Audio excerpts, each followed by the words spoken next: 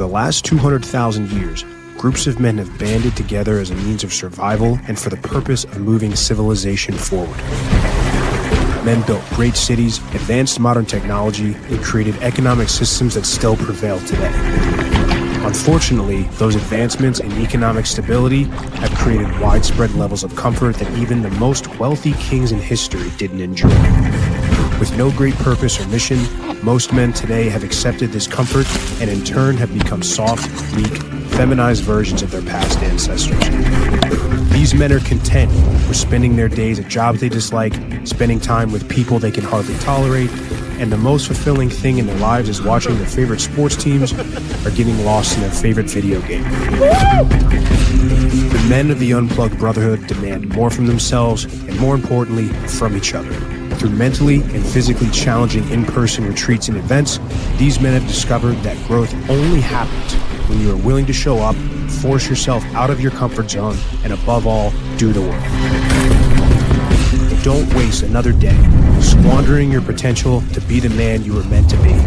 Reject comfort, let go of people that are holding you back, and seize the opportunity to join a true brotherhood that will challenge you to become the best version of yourself.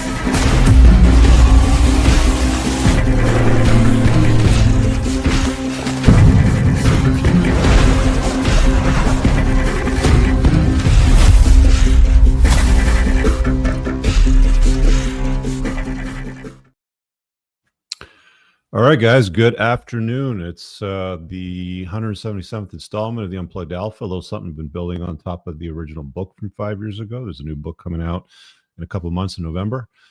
The topic of this one today, I mean, it's going to be contested by some of you guys, I know, but a friend of mine asked me to do this one, and it's kind of in the description. We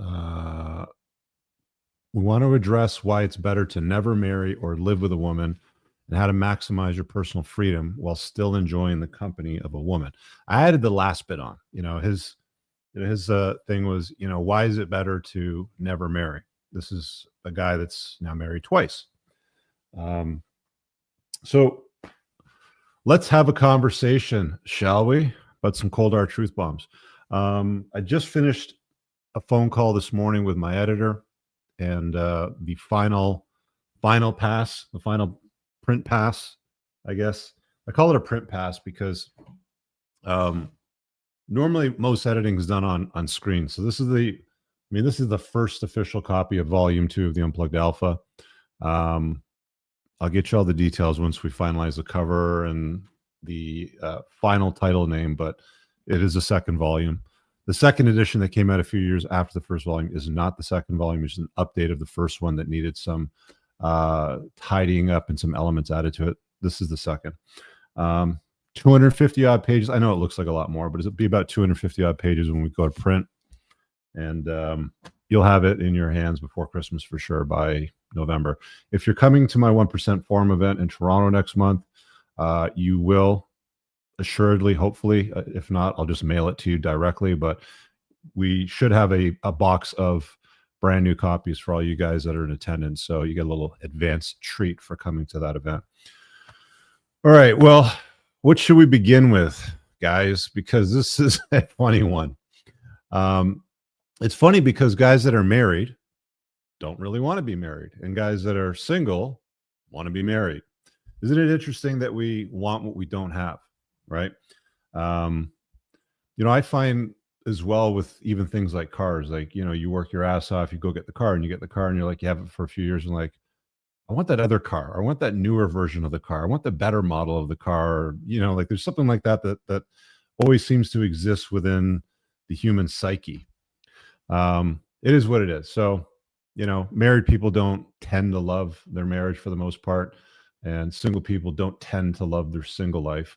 Although I think if you lean into it a little bit more, you'll find that there are significant benefits when you understand the dynamics of the landscape. So again, what I'm doing with these podcasts, if you guys are new to the channel, is I'm trying to expand on a lot of the concepts I build on in the book. The book is the books that I write, if I can put it that way, are a very condensed, somewhat, although not as distilled as I would like. I think you guys want more. I like less in them, so I try to give you as much as I possibly can. These podcasts build on a lot of the ideas. So if you ever have a topic suggestion, you want me to cover something, by all means, shoot me an email. You can super chat it. There's any number of ways to get in touch with me. You guys seem to be pretty good at finding ways on how to get in touch with me. So we'll do that. We'll handle it that way, shall we? All right, let's begin. So the first thing I want to tackle, and I got it up here on my other screen over here. I got a Grok response to it because I wanted to probe AI to see how good AI is at sort of assisting guys with stuff like this. So I'm gonna put that up on the screen a little bit and sort of break it down for you. But one of the most unusual stories that has ever come out, it's a Canadian story, but I wouldn't be surprised if you see these more and more in the future, especially in more Western countries. But there's this case that I covered. It was 5 years ago, actually. So 2020. This is published in the fall of 2020. So roughly 5 years ago now, almost exactly. Actually, to this day, it says last updated September 17th. So to this day, because it's September 17th, we have this Canadian billionaire. This dude over here, I think his name is Latner, and his girlfriend at the time. And unfortunately, you can't read articles anymore with the news because that's how they do things. You have to pay to unlock the access to the blubbity blah and all that sort of stuff. So I'm still going to summarize it, but the point is I wanted to put it up on the screen so you guys had an idea of the attention that this attracted, because it was quite a lot at the time. I did do a podcast on this topic 5 years ago. I'm trying to think what playlist it would be on. It's on the Entrepreneurs in Cars channel for sure, because I didn't have the TUA channel open at the time. So if you go to Entrepreneurs in Cars and you go to the magnifying glass after community and all that sort of stuff, and just search for, I would say the keywords would be something around Canadian billionaire pays alimony, was never married, something like that. And it should pop up. So this story is incredibly unique. And it's what most guys that don't get married try to avoid. It's living in a way that looks like marriage to the government and to the family court system so that they can impose their beliefs on you, your resources, your time, all those things, which is what most people tend to end up avoiding by not getting married. So these two folks basically lived in a way that looked like marriage to the family court system. They kept separate households, which is the first thing that most lawyers will tell you. Most family lawyers, after you get divorced, and you'll be like, hey, what's my best strategy going forward? They'll just be like, keep separate households. Don't ever live with a woman. So they did that. They kept separate households. But, and they both had kids from prior marriages, but they spent a hell of a lot of time together. And he spent a hell of a lot of money on her and her kids, even though they never lived together, even though they never combined finances, even though they never had an official ceremony officiating the wedding, even though they never signed any paperwork saying that they were married with the courts or anything like that. Because he spent so much time and so much money on her and her kids and treated them in a way that was deemed by the people around them, i.e. Facebook posts and things like that. Like if he would travel to Cabo, there would be an engraving in the sand. I can't remember his name and her name, the first names, but it was like, let's say Bob and Nancy. Bob loves Nancy, and a picture of her hand with like a promise ring, not an engagement ring, not an official wedding ring, but he was doing things with her that looked like marriage to the government at the time when she raised the claim to take him to court. And she's enjoying $50,000 a month now, I think, in alimony payments from him. She was just a broke ass lady from downtown Toronto. I think she took the money and opened up a yoga studio, if I'm not mistaken. It's probably not making any money, but it's just, that's the environment that he's in now. So he's paying this to her. I don't remember the entire time frame, but it was a number of years. It was at least a decade, if I'm not mistaken. Somebody can correct me if they know the exact data in the comments. But yeah, that's what happened to him. You fly around the world, you pay for all of her shit, you pay for dinner for her and her kids, you take them on vacations. He took them up to the Muskokas, which is cottage country north of me. He would take them down to Miami in the wintertime. He would take them to Cabo and different places in the Caribbean and stuff like that, fly them around a lot. And documented it all over the internet, as guys willingly do, because we don't know how to set boundaries apparently. And She took all of that and turned it around and slapped it in his face. And now he's paying alimony to her. I'm sure 50 grand a month for a billionaire isn't going to ruin his life. For most people, you, me, and a lot of the other guys out there, that's a heck of a lot of money. So that's what you got to be careful of. That's what most of these guys try to avoid is, if it's not working out, you think you could just be like, all right, well, that's the door over there. So it's unlocked. If you want to go through it, go ahead, but it'll be locked when you come back. That's kind of the standard way that you'd want to deal with something like that.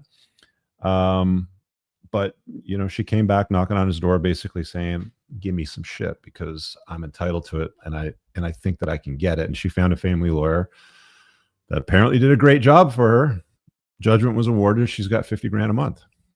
So there's that story. Let's kind of dive into like the AI models that are coming out of managing relationships, because I want to see what AI's got to say about this. So I use Grok a lot. I know a lot of people use Chat GPT. I find Grok's a little more balanced.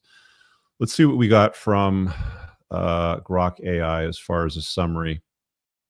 So I prompted it with, you probably don't need to read it. I can just read it out too. So I prompted it with, how can smart, single, and successful men maximize personal freedom, autonomy, and reduce the risks associated with law interfering with their lives when navigating romantic relationships with women. I didn't say with a woman. I didn't say your average Joe. I'm talking about a single, successful guy that wants maximum freedom, autonomy in his life, and to reduce the risks associated with law. I didn't say family law. I just said law interfering with their lives when navigating the romantic relationship. So let's see what they gave us. Self-awareness and personal development. Clarify your own values and goals first. Before pursuing relationships, reflect on your core values, beliefs, life purpose, non-negotiables, example, career priorities, financial independence. This helps avoid compromising autonomy for incompatible partners and reduces the likelihood of entering entanglements that could lead to disputes or legal issues. That's a whole lot of blah, blah, blah. That's a word salad. That doesn't really give us a whole lot. Maintain an independent life. Okay, now maybe we're getting somewhere. Keep strong boundaries around your time, finances, social circles. Avoid over-investing emotionally and materially early on, as this preserves freedom and minimizes leverage and potential conflicts. Why early on? Why not throughout the course of the relationship? Right? Grok's idea is basically, well, just preserve this at the beginning. So enjoy it then, but how many minutes are we in? Can I start swearing? Yeah, I can start swearing, but fuck you later on down the line. Okay. And then it goes on to talk about partner selection, which is really important. I give you guys the 21 red flag chapter out of my first book. You can download it for free. My email list and that stuff is all in the ticker over there. That's where you can go get it, or just grab the book. But the selection process of who you want to invite into your life for a romantic pursuit is really important. Right? You want maximum freedom, you want happiness, you want all the things that, the married guys are talking about, because the married guys are like, Rich, you have to talk about the benefits of remaining single. Okay, well, let's see what we got over here. So partner selection says, seek compatible low-risk traits. Look for women who demonstrate clarity, reliable communication, assertiveness, maturity, emotional resilience and self-responsibility, and stability, sound mental health. Which, by the way, is very hard to find today because a lot of women are on antidepressants, SSRIs. They may not be diagnosed with a personality disorder, but have one. They may be diagnosed with a personality disorder and they're managing it with, pills, lithium, whatever. You're going to have to dig through a lot of dirt to find any kind of semblance of what looks like gold, if I can put it that way. These are all the bright triad traits. It actually states right after. So these are the bright triad qualities, correlate with lower drama and fewer rational perils. So one of the things that I'll bring to your attention in this next book, again, this is just the bound copy. It's not the print copy, but I've added a chapter on green flags here by popular demand. A lot of you guys have said, Rich, I get the red flags. That's good. What should I look out for? Okay. We have the green flag chapter. The bright triad traits I included in there. That's straight from the field of psychology. I expanded on a lot more than what we have over here with this Grok prompt, but I've got a lot more of the green flags that you want to look out for. Some of the other ones, just off the top of my head, without getting in the chapter of the book, is you kind of want a woman that's going to adopt your beliefs and opinions. So you might have political beliefs and opinions. She should adopt them. You might have culinary tastes and opinions. She should adopt them. You don't want to be a meat eater dealing with a vegan, right? But there's a lot more in that chapter of the book. We'll get into that another time. Maybe I'll dedicate a green flag video later on down the road for the podcast playlist. Excuse me. Screen for red flags early. Oh, look at that. Is Grok reading my shit? Let's find out. Watch for signs of instability, such as externalizing blame, attention-seeking, or extreme ideological views. Example, rigid progressiveness, traditional stances on sex and relationships. Avoid partners with histories of toxic behaviors, intoxication issues, or existing commitments, as these heighten the risk of misunderstanding or accusations. And then the next point, prioritize known connections. Build connections with women that you know well, shared social circles, reduce ambiguity, blah, blah, blah. It's not giving you a whole lot. Like, it doesn't give you a lot of the partner selection stuff that I talk about, i.e. stay away from women with a promiscuous past. Very simple, right? That's actually one of the most important disqualifiers, in my opinion, for anything long-term. If you want to have peace in your life, is not to deal with a hoe. They just bring extra baggage to the table that doesn't occur in your life if you can avoid that. Navigating interactions and consent. Interesting. Why would it include consent? That's a funny point. Let's see what it's got for us. Ensure clear, unambiguous consent in intimate situations. Confirm mutual agreement through explicit words and actions, avoiding scenarios involving alcohol, drugs, emotional volatility, where interruptions could differ later. Isn't that interesting? AI is implying that you need to discuss consent before you get to intimacy. Yeah, that'll work. That's the kind of thing that you're seeing now today. But the truth of the matter is I think most women that have GBD for a guy would have a lowered interest in him if he stopped, whoa, let's stop this. We're going a little too fast here. Do I have your consent? Do I have your consent to kiss you? Do I have your consent to, sort of stuff like that? That's going to dry her up like the Sahara Desert. So take some of these things that we're reading off here with a grain of salt. I'll try to make corrections as we sort of go here. Thank you. Treat partners with respect and privacy. Keep encounters discreet and avoid behaviors like bragging, manipulation, which could lead to regret-based claims. The approach supports autonomy by fostering mutual trust without unnecessary exposure. This is very surface level shit. This is it's probably more than what the average Joe would get from, I don't know, their parents if they were to have a conversation, maybe from a decent book. Honestly, this is even more than what Jordan Peterson gives you. Like, there's a 3-part series that he put out behind the paywall on a Daily Wire talking about marriage. And, I joined and I paid and I watched all this shit. And I did a video about it a while ago. But this, believe it or not, is actually more and more useful than what you got behind the paywall, listening to him lecture you about don't be a baby, just man up and marry that bitch sort of thing, right? Anyway. Treat partners with respect and privacy. Document if needed, but prioritize prevention. While not always practical, maintaining records of consensual communications like texts can help in rare disputes. The focus should be on avoiding high-risk dynamics altogether. So I'll touch on that. Yeah, you should not delete text messages or communications. The fact that you might have a good connection today, the fact that she's hot to trot today, last month, 3 months from now, doesn't guarantee that she might not turn around and try to use something against you or twist something against you into the future. I think in the past, a lot of guys, myself included, didn't contemplate the Me Too era that we live in today, where the vast majority of accusations alleged against men are, for the most part, false. I've had a cop on before, and I've made videos on the Entrepreneurs and Cars channel talking about it, where he mentioned throughout his career with his investigations with alleged SA against men. He found out 85% of the time they were lying, and they were lying because they were trying to cover up that they were cheating on their husband or their boyfriend. So like buyer's remorse. They probably went out with their girlfriends one night, had a little too much to drink. Chad looked hot, One thing led to another, bada boom, bada bing. She's in the bathroom getting her guts rearranged or something like that, or maybe spends a night with him for a few hours or something. And she doesn't want that to get back to her husband or her boyfriend. So she does what, her friends tell her, or what she read somewhere online on a post or a thread or something, and go to the cops and allege that he raped you. So keeping a clean document, just don't delete shit. Okay. So that's certainly an important key point. Financial and legal protections. Use the following table to compare common strategies for safeguarding assets and reducing financial vulnerabilities. This will be interesting. Maintain separate finances. Pretty straightforward. Keep bank accounts, investments, debts, individuals. Avoid joint credit shared early. Prevents commingling of assets that could complicate separations. Yeah.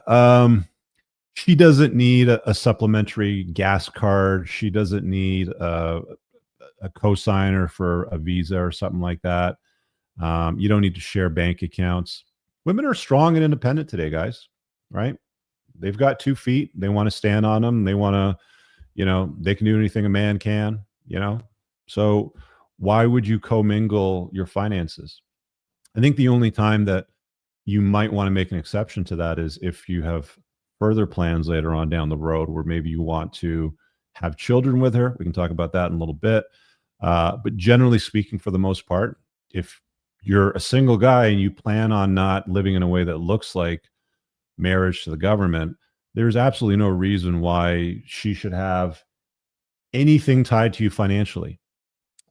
Debit card, credit card, lines of credit, mortgage, access to your cold storage wallet for your crypto, nothing. It's not necessary. And I think any push to make it necessary in the quote unquote relationship that you might be developing with her should be met with a considerable degree of suspicion. Why do you need the 16-word passcode to my cold storage wallet for my crypto?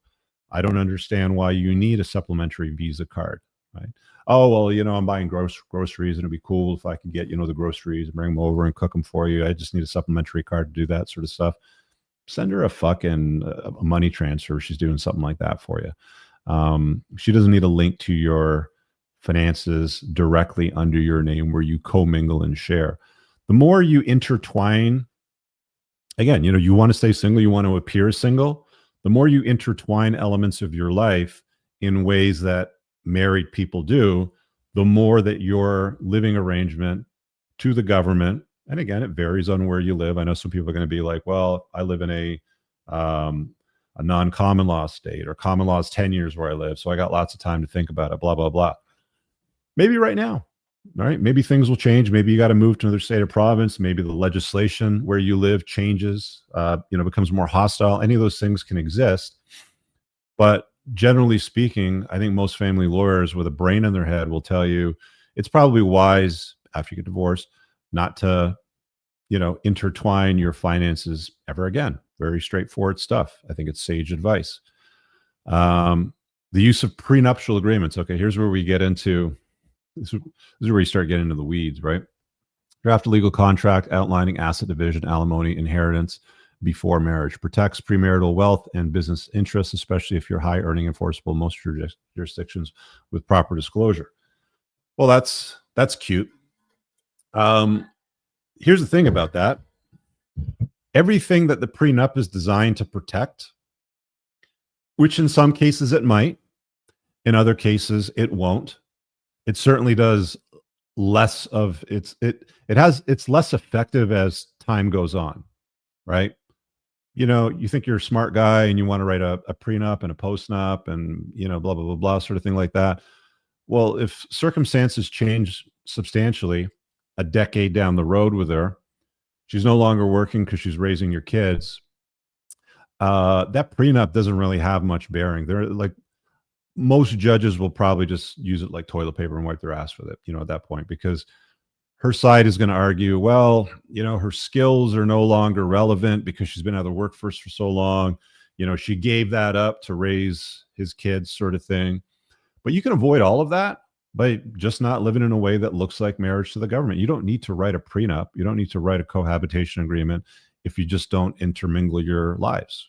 Very simple. She keeps a separate residence. You keep a separate residence. Together but apart, I think, is what it's being called nowadays by most people. And I've had women on podcasts. I've been interviewed by women on their podcasts that are married but don't live with their husbands because they're also divorced, and they usually have something that they want to protect, whether it's the sanctity of their kids or the nest egg that they earn through their divorce, through their ex-husband, their alimony payments or whatever. Maybe they lose their alimony if they live with another guy, sort of thing. But there's a lot of women today that are actually okay with being together but living apart. Again, you're the man, you lead the relationship, you're the gatekeeper to the relationship. You're the one that should be leading it and manage it, sort of thing. You're the one that should be like, everything's great. Why do you want to go and fuck that up by, living together and getting a prenup or a cohabitation agreement or any of those things? Leverage trusts and entities. Place assets in revocable trusts, LLCs, retirement accounts, shield them from marital claims. Marital claims is the key point there. How do you avoid that? Just don't fucking live in a way that looks like marriage. Look in a way that looks like you're single. You don't send your Amazon shipments over to her house. You don't have mail going over to her house. She doesn't have mail coming over to your house and stuff like that. Living in a way and doing things and acting in such a way that activates family law to say, that could be marriage over there. Let's examine that. Let's go to the court and decide what happens with your shit that you work so hard for. Some, couple of pricks, behind a bench that are holier than you now are going to tell you what's going to happen to your money or your access to your kids or any of those things. Very profitable area of law, by the way. Family law is extremely profitable. But saying leverage trusts and entities to minimize the risk. Avoid cohabitation pitfalls. Delay living together to prevent common law marriage implications. In some states, keep records of separate contributions if cohabitating. How about no? How about just don't cohabitate? Or if you're going to do it somewhere where there's no hostility whatsoever towards men. Where are those places? I don't fucking know, to be honest with you. Could be country or countries out there that exist. You guys tell me in the comments if you live in one. Keep detailed records, track gifts, inheritance, asset values separately to prove pre-relationship ownership. Now, that says pre-relationship, not pre-marriage, not pre-cohabitation, not pre-common law, just pre-relationship. So I think that's some somewhat sage advice. Inheritance, a vehicle, just live in a way that makes it obvious that you two are not married and family law won't apply, right? She doesn't drive your car. She doesn't have access to the keys. The insurance comes out of your bank account. You're paying for the gas. The title and the plate is under your name, or it's under your business name or something like that, right? So it's actually delivering. Again, this is actually delivering. This quick AI prompt is giving you more to minimize risk and do some potential vetting than what anything Jordan Peterson gave you guys in his 3-part series about go out there and get married and marry that chick, because that's the way things should be. Commitment and long-term strategies. Here's some sage advice. Wait 18 to 24 months before major commitments like cohabitation, marriage, or children to see beyond the initial honeymoon phase and assess true compatibility. Gee, where have you guys heard that one before? Straight out of my book, right? Consult professionals. Holy shit. Is this actually, did Grok read my book now? Consult professionals. Engage lawyers for prenups or financial advisors for asset protections. Therapists will help evaluate relational health without bias. Yeah, talk to a lawyer. If you're going to do something as risky as getting married, spend an hour with a family lawyer where you live that's licensed to practice family law where you live, that has experience, and just say, hey, man, need an hour of your time. Let me know what I'm marching into. Give me the rundown, right? You're better off spending $500 or whatever it is that they're going to invoice you for an hour of their time in advance to prepare properly than to deal with everything that you're going to be forced to deal with after the fact when you have no control, all because you love the woman and you want to make her happy. Because that's why most guys do it, right? They don't think, well, why would we want to change anything? Why, why do you want to get married? Like, how is that going to improve things? Like, why does that make things better? I think for a lot of guys, they just want to make her happy. She seems unhappy. She's pining for more. She wants to live with you or something. And, because you love the woman, you want to do things to make her happy.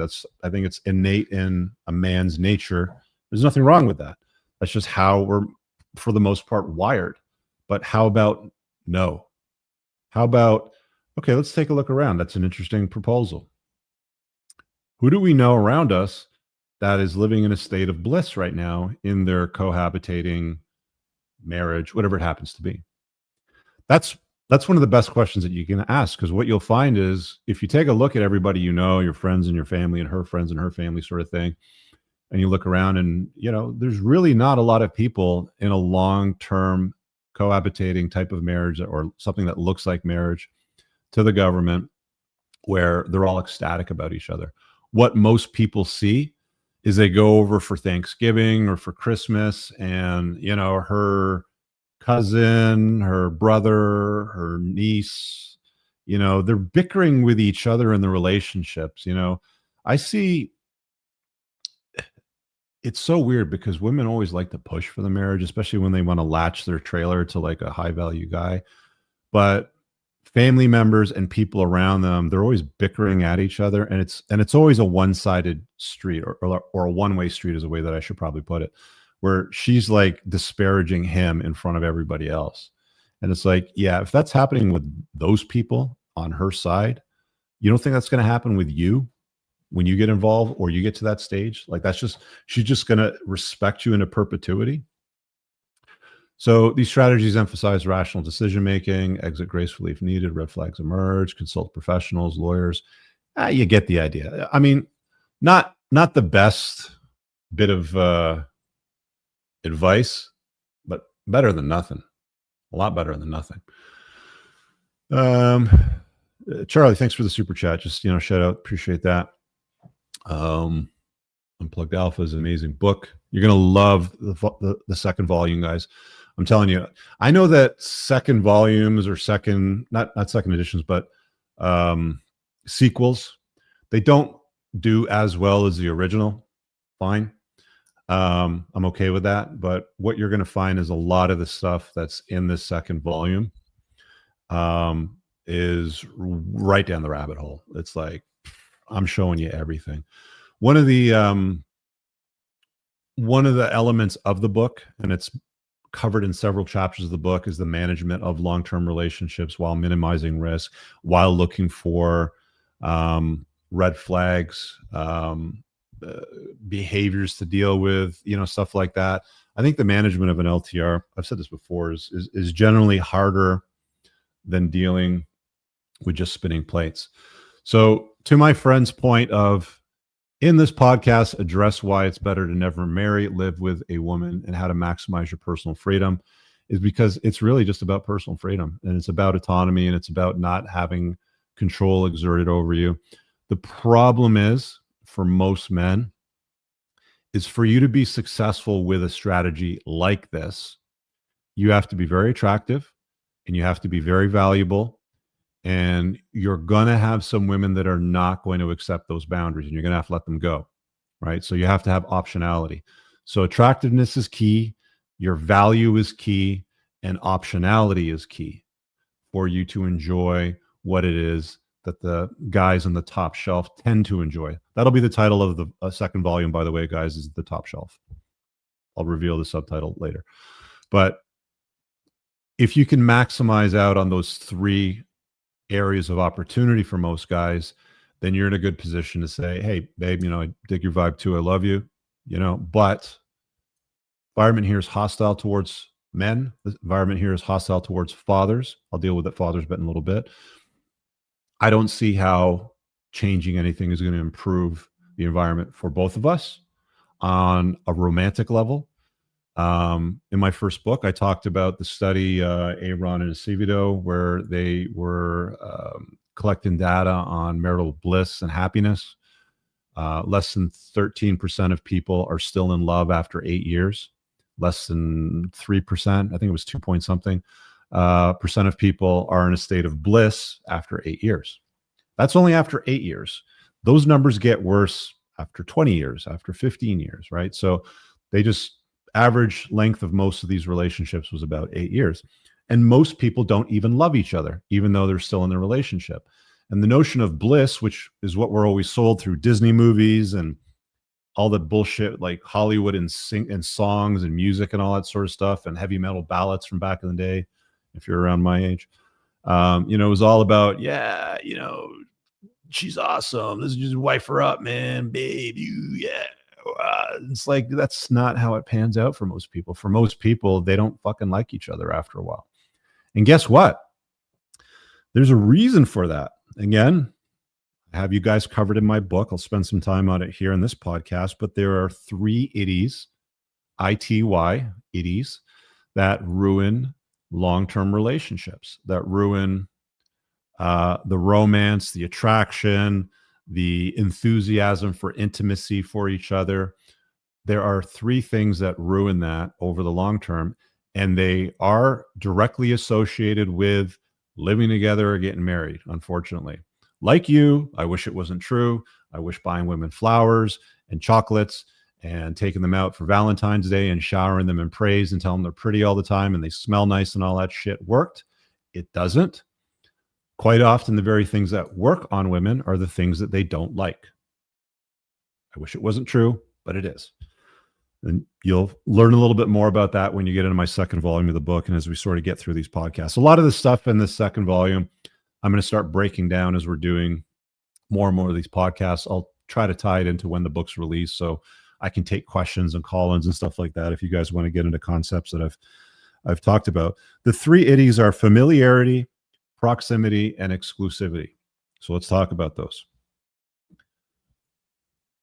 Interesting that they all end in itty, isn't it? So familiarity, what does that mean?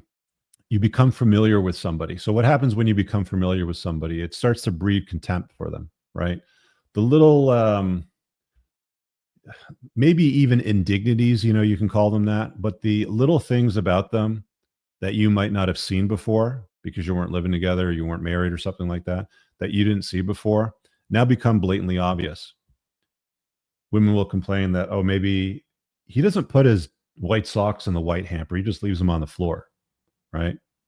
Nancy's boyfriend, Jamie, or Nancy's husband, Jamie, he's very organized and tidy. And he puts his socks into the white socks in the white hamper. Don't brush your teeth over there. You're going to get toothpaste on the carpet, right? Oh, his farts smell awful. Oh, he didn't flush the toilet and his urine smells like death, sort of thing. All of these little things that you don't really notice when you're not living together or you're not married and you're in kind of like the living apart phase, together but apart phase, the single phase, even if you will, they don't exist. There's no amount of familiarity that pisses off either party. That only starts to happen when you're on each other all the time, right? When you're no longer considered unmarried or not living with a chick. So familiarity is the first itty. I get a lot more into the weeds in the book. We'll save that for another time. Proximity is the other one that kills long-term love, romance, enthusiasm for intimacy, is when you're around somebody a lot. Okay? You sleep in the same bed, you sit by the same couch and watch the same shows, you eat the same thing all the time. Cars get boring after a while. The car that you idolize, you had it on your bedroom wall as a teenager, the Lambo, the Ferrari, whatever it happens to be. You work your ass off, you climb the corporate ladder, you become a C-suite guy, you become a licensed professional, you're an entrepreneur, you're making fat stacks of cash. You go and get that car that you idolized your entire life. Now it's in your garage, it's in your close proximity. You don't drive it every day. You rarely drive it. It's plugged in the trickle charger. Sometimes you look at it and you go, maybe I should get rid of it. I'm kind of fucking bored of it. I want that newer one, or I want that other one, sort of thing. So being in close proximity to anything, the opposite sex, things that, you know, you thought previously were really important to you, that you pine for, that you want, become boring and too familiar. And your proximity to them, it makes them a lot less special, right? If you like enthusiastic sex with a woman or with women, marriage ain't for you. Hate to tell you that. For the vast majority of guys, marriage ain't for you, right? And that brings me to the next itty, which is exclusivity. I think that you can give her your commitment, 100% of your commitment on that side, your love, your heart, your willingness to take care of her, show her a good time, bring her out to dinner, treat her well, blah, blah, blah. You can give her commitment. But I think that if you give her too much sexual exclusivity, she will lose interest for you. I don't think, I know. And I use a lot of examples throughout different parts of the book explaining why that's true. I'm not saying that you need to act on some optionality. You need to act on going out and getting some exercise on the side. You need to act on, some people are swingers. Some people, they have threesomes. They have a bisexual wife or a girlfriend or whatever, or living apart, living together, whatever it happens to be. But women want what other women want.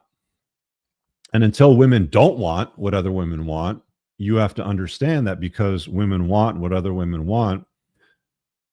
There's a little bit about Patrice O'Meal. He did the stand-up on fishing boats. So I'll use that analogy to sort of explain it to you.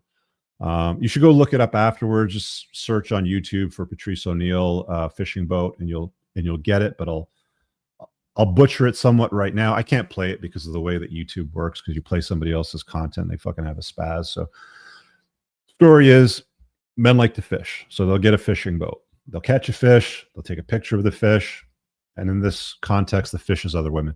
They'll take a picture of the fish. They want to show their friends that they can catch fish. They post it on social media to show that they're a good fisherman, and that's how guys are. So they have a boat to go out and fish. At some point, a fish usually jumps back on the boat after you throw it back in the water when it comes off the hook and you want to get rid of it and go home, because it prefers your boat and what's on the boat to the dark, cold sea or ocean or lake or whatever. And the fish comes home with you, and you bring it home, and now you're hanging out with your fish. At some point, that fish is going to go, so we've been together for a while. Why do you still need a boat? And that's when most guys go, okay, I'll sell the boat. The point of the story is, for you to remain attractive to women, they have to know that you can fish, that you have the capability of getting fish, and that you might even need to actually smell a little bit like fish for them to remain attractive and interested to you. If you want the best experience with women, and the point of why it's better to never live, marry, and all that sort of stuff, to my friend's question over here that he wanted me to make this video on, if you want to have a good experience with women over the long haul, you actually have to take some steps to manage manufacturing the attraction that she needs to feel for you. Again, women are hypergamous. They want to be with their best option. She has to look at you like a giant. That's why I said earlier, your attractiveness and your value is really important. You have to be very attractive. You have to be valuable and successful and competent and resourceful and all that fucking bullshit that women expect of men. Again, all of this is for you. It's not for the ladies. It's for you. Ladies are the byproduct of you doing all that work. If you want to have a good experience with women, you're going to have to be able to manage all those things. You're going to have to be able to say no. You're going to have to, things like the exclusivity things, you don't necessarily need to act on the option, but she has to believe that you have the ability to act on the option. Again, women want what other women want. If other women don't want you, then she's not going to want you. It's just the way it is, right? What are we at? 43 minutes? All right, let me take a little sip of my drink here. We'll run the ad reel. I'll drop a call-in link, and we'll see if we can take a couple calls from you guys.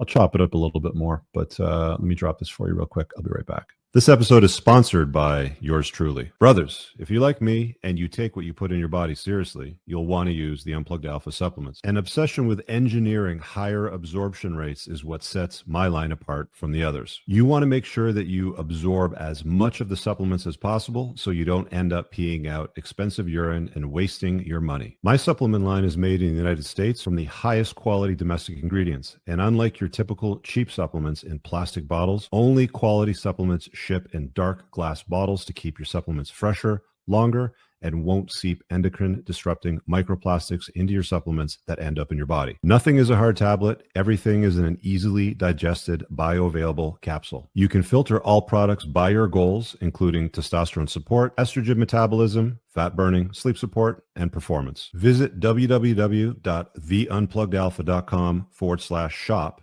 and use the subscribe and save option to get 10% off your recurring supplement orders. Or check out my popular testosterone bundles and save 17%. Guys, if you want to know everything I know today that I wish my dad taught me, start by joining the School of Unplugging. There are over 40 hours of never-before-seen videos in a private classroom that teach you how to create true wealth, create and manage relationships with women stress-free, and optimize your looks, and so much more. There's also a very well-organized discussion board and a members map for networking, along with weekly Zoom calls held by me and my team of experts with backgrounds in strength, nutrition, finance, investing, and entrepreneurship, all for a low monthly membership that you can cancel at any time. Go ahead and visit richcooper.ca, and on the courses tab of the website, you can navigate to the School of Unplugging and get started there. Guys, make sure you check out the rest of my website for my communities, requesting a one-on-one private consultation, or learning about my events. Now let's get on with the show.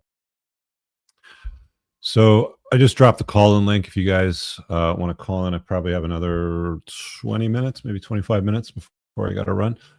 Claudia made a point here about proximity is why we don't fall in love with our siblings. That's one of the reasons why, but it's more from an evolutionary perspective where we want genetic diversity as a species. Like we're hardwired to want genetic diversity.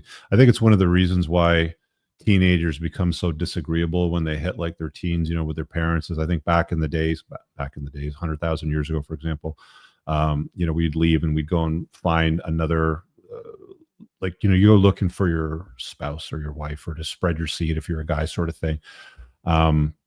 But siblings are repulsed because they share DNA, and we want genetic variety for better immune systems, for being able to grab the best from the other partner. It's a bad word to use, but you know what I'm talking about, from the man or woman that you're having a child with. And that's just the way humans are. Does inbreeding happen? Do people marry their first cousins? Yeah, it fucking happens, especially in certain communities and certain religions. But yeah, that's a fair point. This dude over here, Charlie, was asking about a Russian dude. A friend of mine got married 3 months into a relationship. I thought he was crazy. He doesn't make a lot of money though, and he's a Russian citizen in the U.S. What are your thoughts? It's nuts. It's extremely unwise. One, to get married to begin with, and two, to do it within 3 months. I would say wait. I mean, if you're hell bent on that, I would say wait 2 years. Like, see what she's really made of, see how she behaves over that period of time. Because women can act, you know what I mean? Like they're very good actors if they find a guy that they really like, that ticks off a lot of the boxes, that's in demand. They will behave differently from who they really are. So you want a little sunlight to sanitize things. You want the representative to leave at some point, which they will.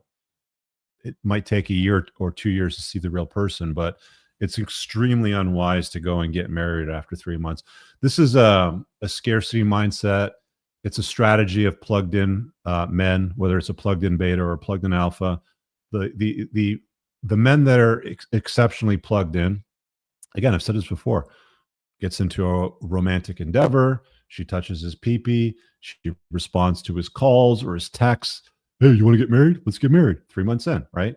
And these are the same guys 3 years down the road, after the honeymoon phase is gone and all the sparkly shit is sort of like gone away. They'll start Googling, how do I get my wife to bang me? and they might find videos that I make or other people out there, and they start looking for answers. So unwise. So let's deal with, let me see here. So let's deal with having kids, because I still think that you can not ruin your life and have kids. Okay. And I have some good examples to sort of share with you, but a lot of the uninitiated, a lot of the guys that subscribe to beliefs that don't serve them, could be something they've been piped in their ears and their brain from the government, from religion, from whatever it happens to be. One of the greatest disservices I see a lot of traditional conservative content creators out there make is just man up and marry her. God said so, so you have to do it. Well, I've talked to a lot of guys that subscribe to Christian values and have read all versions of the Bible.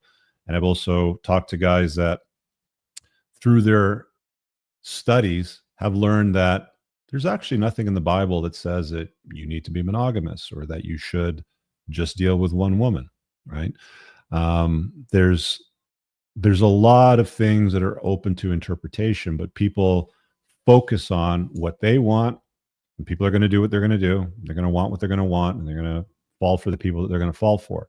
Sometimes it's reciprocal, sometimes it's not. Sometimes it's asymmetrical in some way or regard, but it is what it is.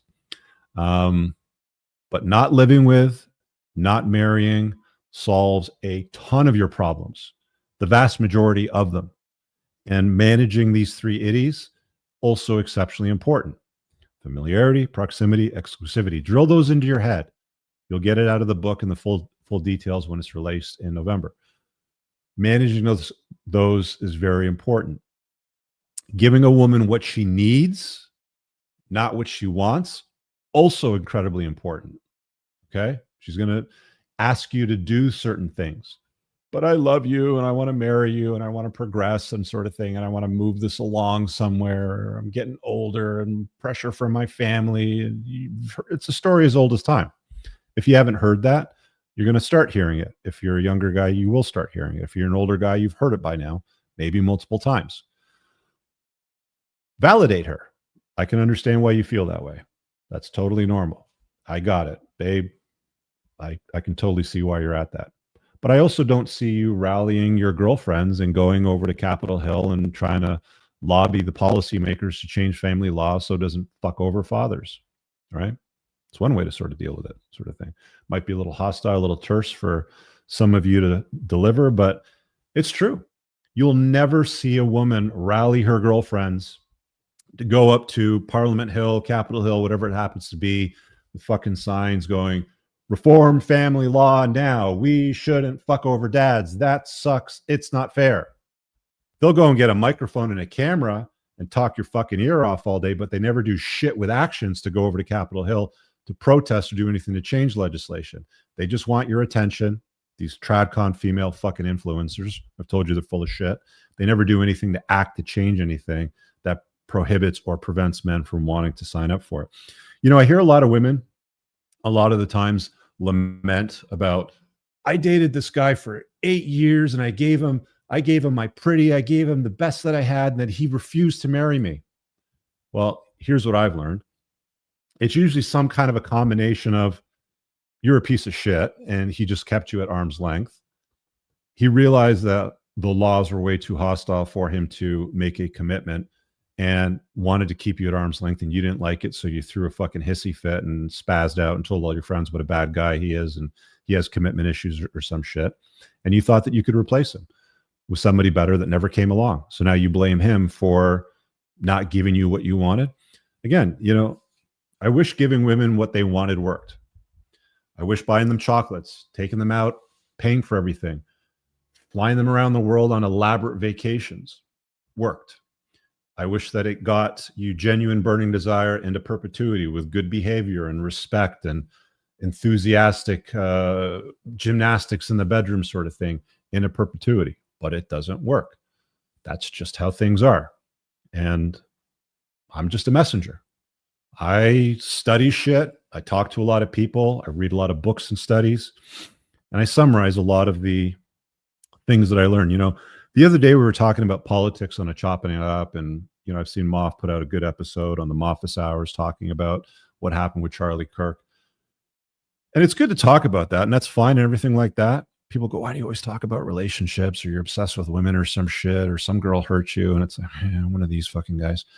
And it's like, a lot of people love to talk about politics and they get wrapped up in a lot of it. But the thing that I just don't get with politics is you don't have any control over it. I have control over how I want to manage a relationship with a chick. I don't have control over leftards that do the things that they do, the demands that they want or that they make of us, the government, wherever it happens to be. So it's an interesting area. This is a very important area of a man's life, specifically because I speak mostly to men. I deal with women too, but very rare they book me for consults. It's mostly guys. This is an area of your life that you can absolutely control and achieve benefits from. Not inviting chaos into your life, rejecting women with a myriad of red flags, saying no to things that you shouldn't do, even if she asks you to do it because it'll make her quote unquote happy. Just saying no, validating it, but still saying no, holding firm. She wants you to do something, still saying no. She wants you to stop doing something, still saying no. Right? Women will put up with a lot of shit from guys that they're highly attracted to that are very valuable. They just will. They might call it shit. Their friends might call it shit. They might say, why are you putting up with that shit?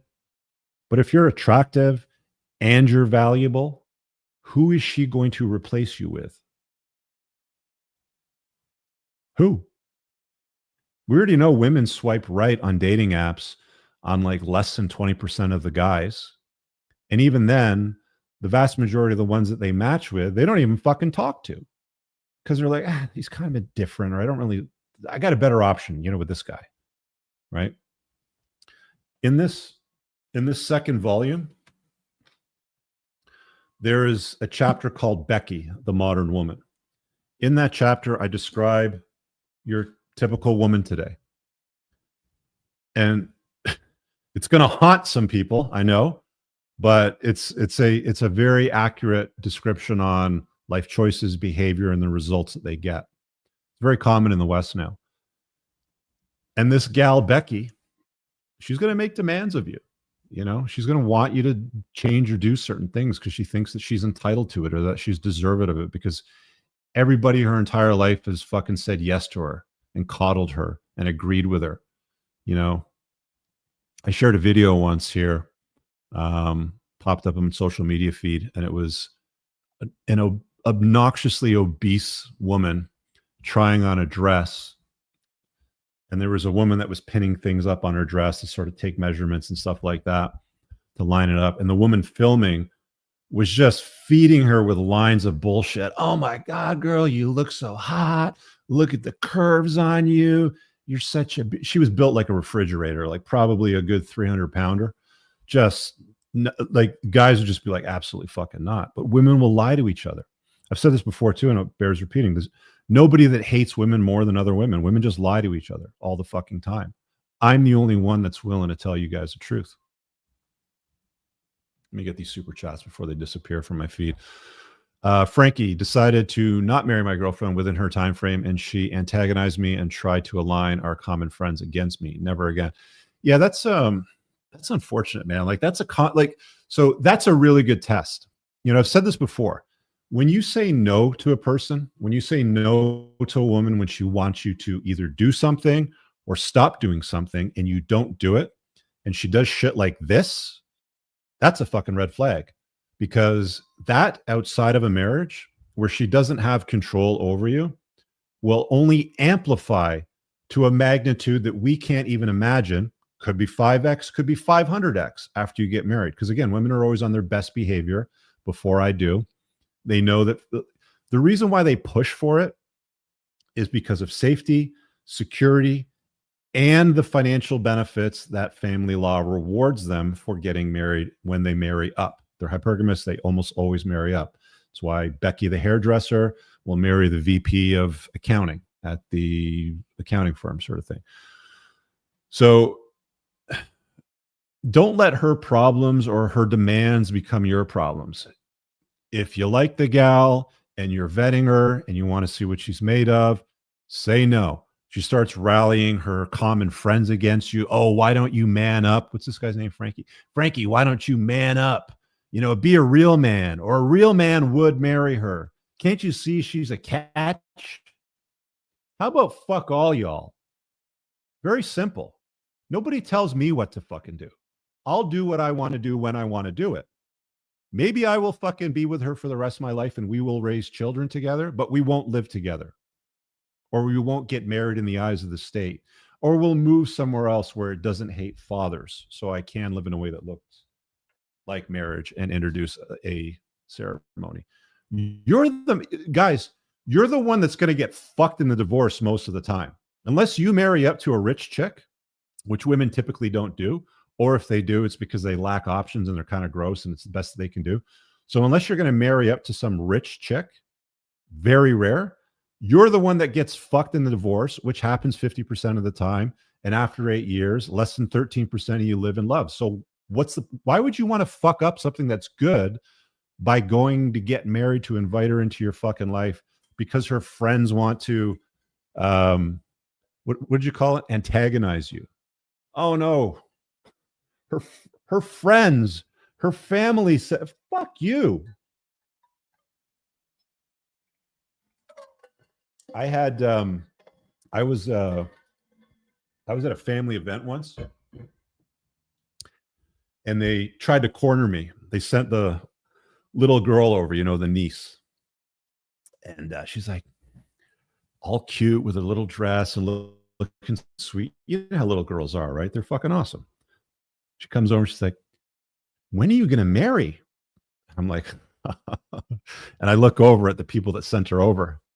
And I said, yeah, sweetheart, that's a great question, but you can go back over there and talk to your, I can't remember who it was, mom, aunt, or something like that. I just didn't even fucking indulge it. I didn't entertain it.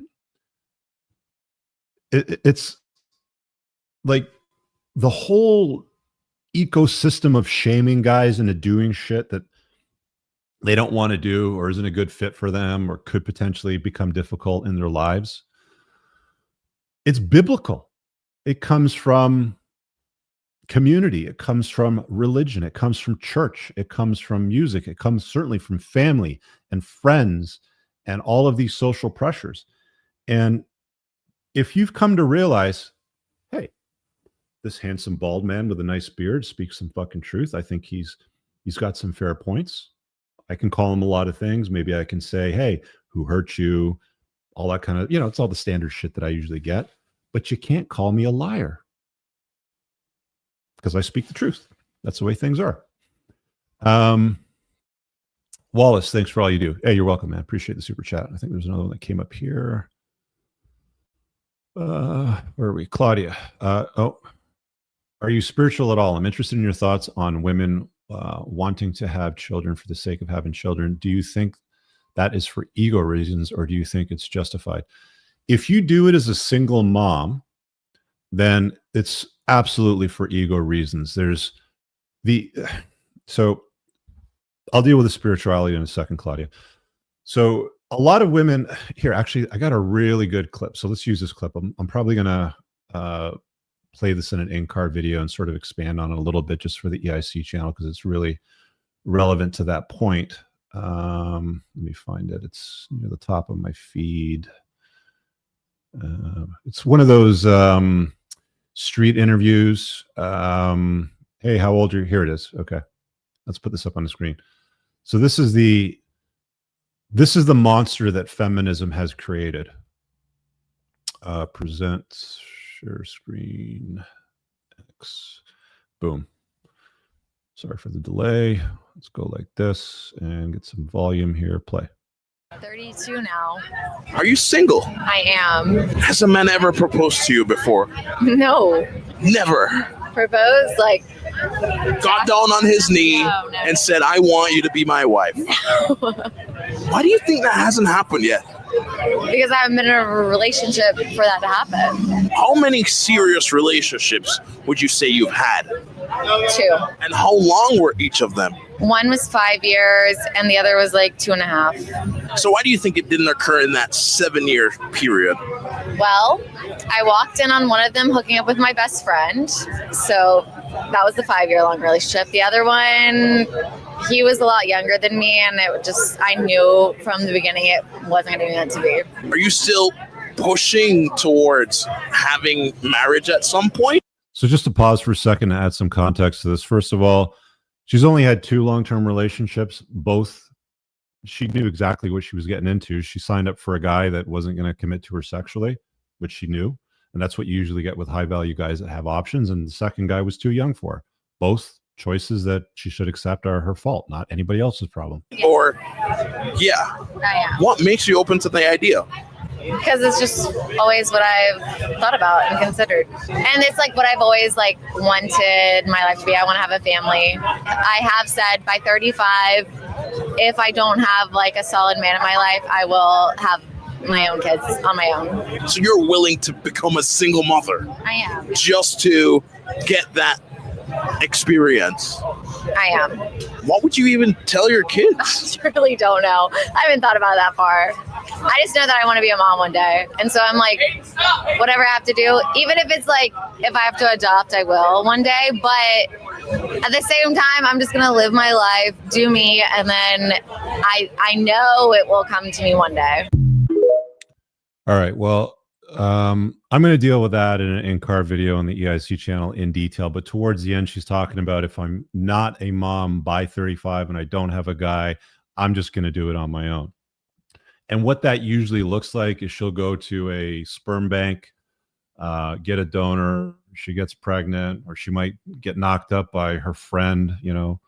I've seen, I had a chick once, come up to me when I was in my early 30s, and she's like, yeah, I'm going to get pregnant. I'm like, oh, I didn't know you were with a guy. I didn't know you had a dude in your life. I go, what's the plan? And then she just looked me in the eye. She goes, I'm looking at it. And I'm like, what the fuck? Like she wants me to knock her up, sort of thing. Women will cook up all kinds of batshit crazy ideas. They'll go and bang their gay best friend and, take his seed, and she'll get a baby out of it. All incredibly stupid. When you look at the statistics on single motherhood, when there is no father in the household, they're biblically bad, like astonishingly bad. The vast majority of the incarcerated, single mother households. Vast majority of teenage pregnancies, single mother households. Vast majority of shitty grades, single mother households. Vast majority of teenage gang activity, single mother households. Vast majority of suicides and suicide attempts, single mother households. I can keep going. There's nothing good that comes out of single mother households other than them scratching the itch and fulfilling their ego, right? So that they feel good about the fact that they've got a kid now. My phone's in the other room. Apologies for the ringing. Anyway, back to the point. Interesting thoughts of women willing to have kids for the sake of having kids. You think it's justified? No, absolutely not justified. Am I spiritual? That's a much longer episode, Claudia. I'm not religious. I don't subscribe to any organized religions. I've spoken at length about it, but it's pretty clear to me that human beings are an anomaly in this planet, anyway. And there's various reasons for that I could speculate on that you guys are gonna have a hard time following me on if you don't understand a lot of the content and concepts and stuff that I sort of get into. Like I'm fascinated by history. I'm fascinated by evolution. I'm fascinated by a lot of things out there that I don't even talk about on this channel that have led me to my beliefs. Am I spiritual? Yes. I'm not religious. Let's put it that way. All right, we can close that, stop sharing, and that's done. What else we got here? What else you guys got for me anyway while I'm here before we start to wrap up? I think I got another 5 more minutes or so. Let me see. Manifest man. There's no other super chats. I think we're good. All right. Let's do this then. I think we're going to wrap up on that note. I got to get a move on. Doing a road trip rally. Okay, so here's what's going on. A couple updates in my life. Doing a road trip rally this weekend. I'm going to document it. I'm probably going to take the turbo. So the last one I did an hour-long vlog on the Spider RS, and I'll probably do the same thing with the turbo because a lot of you guys seem to really appreciate it. I don't know if you found my other channel yet, but let me just grab it super quick for you, and I'll drop it in the live chat because I probably post a video there maybe like once a month. This is kind of like my personal channel now at this point. How do I do this? Your channel. There we go. Here, you guys should go subscribe to this channel over here if you haven't done so already. I'll be publishing some personal stuff on that, more so car related. So I'm on the road for that, but hopefully should be around back for Monday night to do the chopping it up. Book edit's finally done. It should go to print in the next couple weeks, so I can have print copies for you guys that are coming to the 1% Forum. It'll definitely be ready for November. So long before Christmas, you can grab a copy for yourself or for anybody else. You guys have a topic suggestion for me? If there's something you want to cover, like we just did with this episode, or dive deeper down a rabbit hole and something like that, you know where to find me. You can email me through the channel. You can hit me up on a DM. You can request a video, or you can also book me one-on-one for consults that way as well too. And the School of Unplugging is the cheapest, probably the most inexpensive place to connect with me in real time, because I do weekly Zooms. Call it with coffee with Coop. I do it on Wednesday mornings. So on these days, with a group of guys on the Zooms, and we sort of dive down some rabbit holes on whatever the fuck they want to talk about, to be honest with you. Anyway, I hope you guys got something out of this episode. Send it to somebody that probably needs to see this content to understand it a little bit better. And again, check out the School of Unplugging. That's where all the really cool shit happens. See you guys later. All right, guys, if you enjoyed that podcast, make sure you visit my website at richcooper.ca to learn more about my courses, my book, The Unplugged Alpha, community, or booking me for private coaching. Also, if you are a Canadian with $15,000 or more of credit card debt and what you are doing right now isn't paying off the balances, then visit totaldebtfreedom.ca and hit get a free quote to see if you qualify to settle your credit card debt for less than you owe today over the next 48 months. Make sure you check out the top pinned comment on YouTube for all the links mentioned during the show. Peace.